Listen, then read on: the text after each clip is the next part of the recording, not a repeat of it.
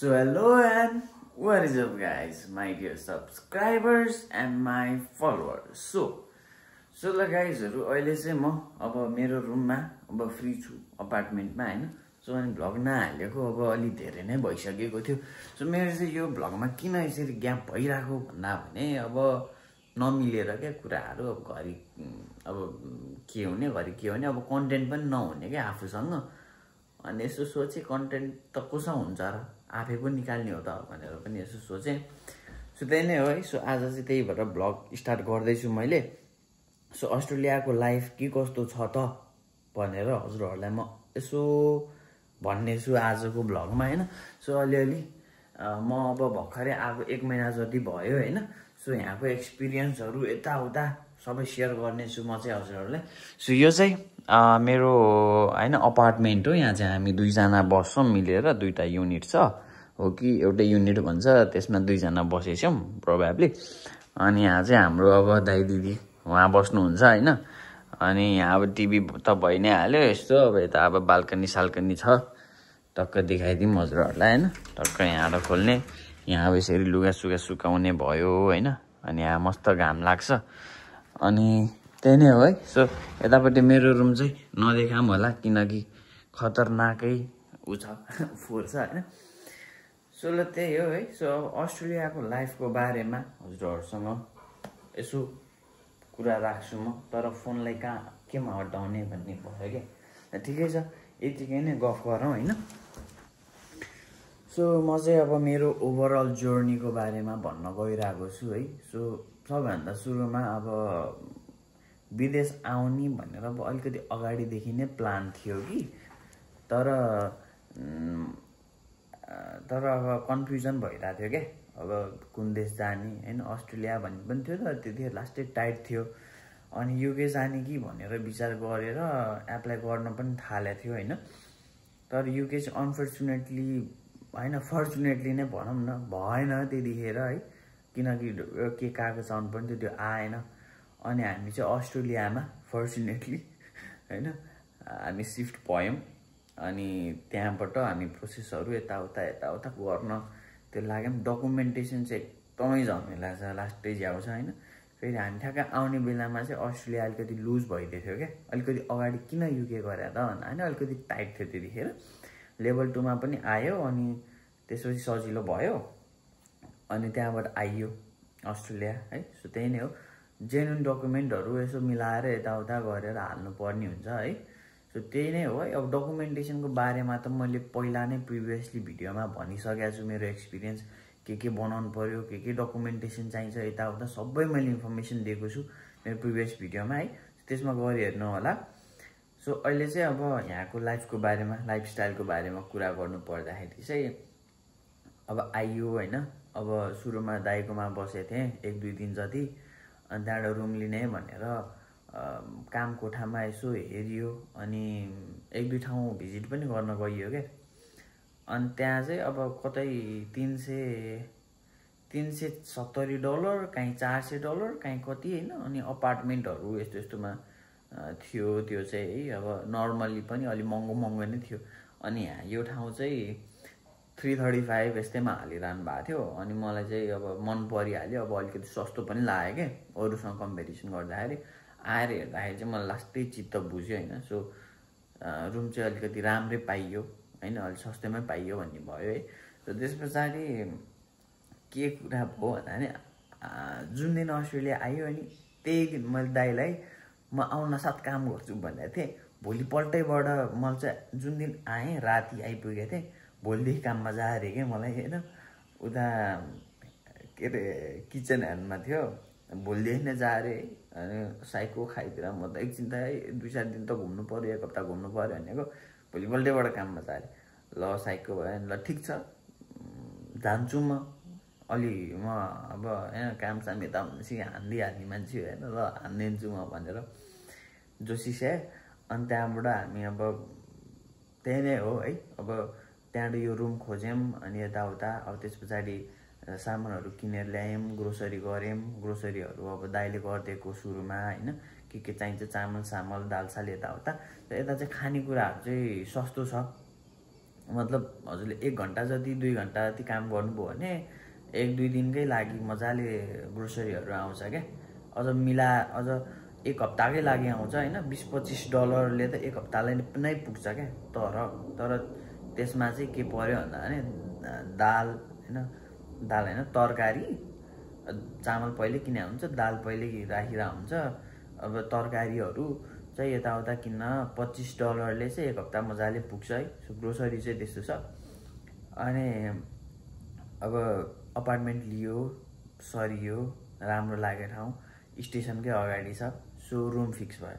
कामको चाहिँ आएको भोलिपल्टैबाट अब हामी 2 जना आएको, डिपेन्डेन्टमा आएको होइन। अब अनि हामी आएको भोलिपल्ट चाहिँ उसको कलेज हेर्न जाने, अनि मेरो काम कहाँ छ भनेर हेर्न मात्रै जाने भनेर सल्लाह हो। किन भ्याइन्न थियो क्या, किन घुम्नु पनि पर्ने थियो अलिअलि बेलुका। अनि काम हेर्न गएको, ल ठिकै लाग्यो है। अनि ल ठिक छ म भोलिदेखि आउँछु भनेको। अनि त्यहाँबाट भोलिपल्ट चाहिँ म गएको थिएँ, अर्कैले दिइसकेको क्या काम। ठिकै छ, अब जे हुन्छ राम्रैको लागि हुन्छ भनेर म कुरेपछि अब सर्च गर्दै रिसर्च गर्दै जाँदाखेरि मैले कन्स्ट्रक्सनमा पाएको थिएँ। अनि कन्स्ट्रक्सनमा गएँ पनि के म। अनि त्यहाँ चाहिँ के भयो भन्दा भने बिहानै बोलाएको थियो, 6-8 घन्टाको सिफ्ट भन्ने थियो। गएँ म, अनि पुरा त्यो कन्स्ट्रक्सन क्लिनिङ भनेको थियो। अनि त्यो सामानहरू क्या भारी क्या, पुरा उचाल्दै यताउता लानुपर्ने होइन। अनि त्यो नर्मल क्लिनिङ भनेर बोलाएको थियो कि पुरा त्यो साबेलले हुन्छ नि, पुरा त्यो माटो खनेर पुरा लोड गरेर गएर फाल्न लगाइरहेको क्या।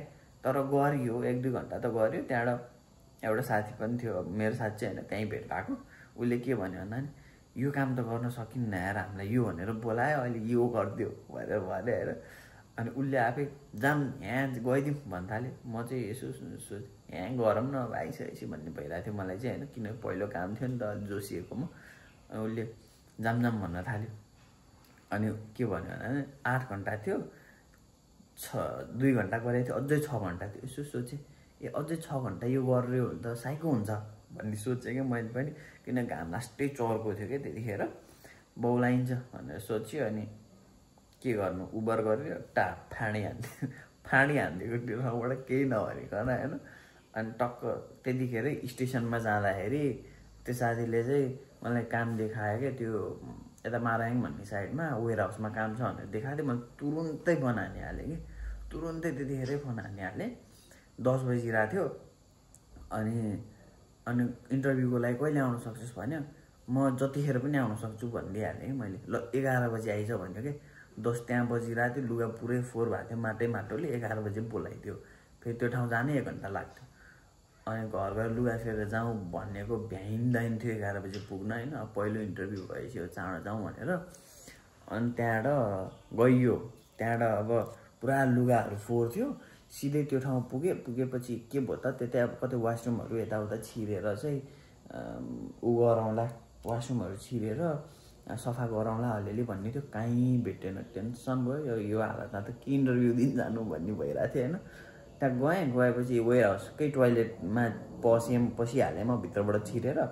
अनि पुरै लुगा सफा गरेर इन्टरभ्यू दिन गएँ र इन्टरभ्यू दिएँ पनि। वाह तेरो इङ्ग्लिस त खतरा रहेछ अरे कि मलाई, किनकि त्यो मान्छे नै कोरियन थियो कि। अनि ल ठिक छ, ल त्यसो भए भोलिबाट आइज भन्यो। त्यहाँमा गएँ मजाले, 1-2 हप्ता मैले त्यहाँ गरेँ। गरिसकेपछि दसैँ आइरहेको थियो। दसैँ आएपछि रातभरि तास खेलियो क्या। भोलि बिहान जान सक्ने स्थिति थिएन। म बिरामी भएँ, यसो भनेको थिएँ। ल नआइज भोलिबाट भनिदिरहेँ क्या। मलाई त साइकल खाइदिएर ल ठिकै छ नि त, म अहिले अहिलेसँग काम गरेको पे गर्दै म त्यही हो, म अब अन्तै हेर्छु भनेर भनिसकेपछि मैले त्यहाँबाट कहाँ गएँ म। त्यहाँदेखि म केही टाइम खोजेँ होइन। अनि कार वासिङमा नि गएको थिएँ, 3 घन्टाको ट्रायल पनि गरेँ होइन। तर सिकेँ पनि क्या मैले त्यहाँ के कसरी कार क्लिनिङ गर्ने भनेर। तर त्यहाँ पे अलिकति कम थियो। अनि अझै खोज्दै जाँदाखेरि मैले यो उसमा पाएँ, के भन्छ यो 40 चार्लीमा पाएँ, 4 ग्रेलमा पाएँ होइन। अनि त्यहाँ अलिकति टाढै, त्यहाँ 1.5 घन्टा लाग्थ्यो। त्यही पनि म गएँ, तर पे गर्छु भनेको थियो क्या ट्रेनिङको पनि।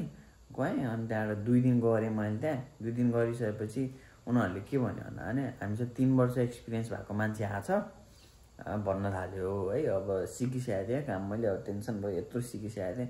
त्यहाँ भएको मेनु पनि मैले सबै फोटो खिचेर कन्ठ बनाइसकेको थिएँ क्या, ल्याङ भयो। अनि ठ्याक्कै अब बेलुकापल्ट यसो काम खोजिरहेको थिएँ कामको एपमा, ठ्याक्कै 4 ग्रिलकै मान्छेले पोस्ट हालेछ क्या। मैले तुरुन्तै फोन हानिहालेँ। 4 ग्रिल भन्ने चाहिँ थाहा थिएन, उसले आफै पहिला कहीँ काम गरे आस भनेको थियो। मैले त यो 4 ग्रिलमा गरेको छु भनेको थिएँ। अनि किन छोड्या त भने के। अनि त्यहाँबाट अनि यसो भएर छोडेको भने ल ठिक छ, हाम्रो पनि 4 ग्रिलै हो, ल आइज भोलिबाट भन्न थाल्यो त्यो दाइले। रोजवेमा त्यो पनि 1.5 घन्टै टाढा खा क्या, सिपमा जानुपर्छ। यहाँ ट्रेनमा 50 मिनट जति लगाएपछि फेरि सिपमा 15 मिनट जति लाग्छ, अनि फेरि हिँड्नुपर्छ 15 मिनट जति। ल ठिक छ म आउँछु भन्यो। अनि त्यहीँ नै कन्टिन्यू गरिरहेको छु अहिले चाहिँ। तर 3 दिनको मात्रै सिफ्ट दिएछ मलाई चाहिँ। अनि अघि भर्खरै कार वासिङ एउटामा मलाई मन्डे दिन्छु भन्यो। मन्डे कार वासिङ गरेर ट्युसडे वेडनेसडे थर्सडे मैले उता रोजवेमा गर्छु भनेर प्लानिङ गरेको छु अहिले चाहिँ। सो काम पाउन गर्न चाहिँ यहाँ अति नै गाह्रो छ। अब यस्तो हुन्छ क्या, अब फास्ट फुड हो मैले गरिरहेको चाहिँ। यहाँ चाहिँ अब कस्तो हुन्छ भन्दा एकदमै पेलिनु पर्ने क्या। मतलब अब एक्जाम्पल म के दिन्छु भन्दा भने अब एभोकाडो छ, 50 वटा एभोकाडो छ अरे होइन, त्यो चाहिँ लगभग 15 मिनटभित्रमा सकाइसक्नुपर्छ क्या। त्यति रस हुन्छ क्या यहाँ चाहिँ होइन। यस्तो छिटो गर्नुपर्छ नन स्टप। मैले चाहिँ 6.5 घन्टा 2 दिन अनि 7.5 घन्टा गरे मात्रै दिएको छ मलाई है। अनि हो त्यतिको फास्ट गर्नुपर्छ र अलिकति स्लो गऱ्यो यसले भ्याएन भन्ने जस्तो लाग्यो ट्रायलमा भने ल बाबु नआइज भन्ने चाहिँ यहाँ काम चाहिँ गाह्रो छ है। सो यति कुरा चाहिँ बुझेर आउनु पर्ने हुन्छ है। आएपछि साइको हुन्छ क्या भए चाहिँ काम पाउन। अनि अब रेन्ट त्यस्तै छ 2 हप्तामा। अब एकताली अब हप्ताकै 335 भनेपछि 2 हप्ताको 670 भयो। अझ हाम्रो त सस्तो हो, अझ अरूको त 700 कति हुन्छ। $700 2 हप्तामा तिर्नुपर्छ रेन्ट। ग्रोसरी अलिअलि भइहाल्यो। तर पनि काम गरेको अनुसारको पैसा चाहिँ छ है यहाँ। डेली $200 जति आउँछ है। अब कोहीले 8 घन्टा गर्दा $200 आउँछ, कोहीले 10 घन्टा गर्दा $200 आउँछ। त्यो चाहिँ पेमा फरक पर्छ। तर जे होस् डेली चाहिँ $200 चाहिँ कमाउन सकिन्छ होइन। तर फुल टाइमरको लागि भने मैले फेरि पार्ट टाइम मतलब त्यो स्टुडेन्टहरूलाई त अब लिमिटेसन हुन्छ नि त। अब उनीहरूले चाहिँ अलिकति कम गर्न पाउँछ। अलिकति पे पनि $200 नआउला, 81 जति आउला, किनकि ट्याक्स लिमिटले गरेर त्यस्तो छ होइन।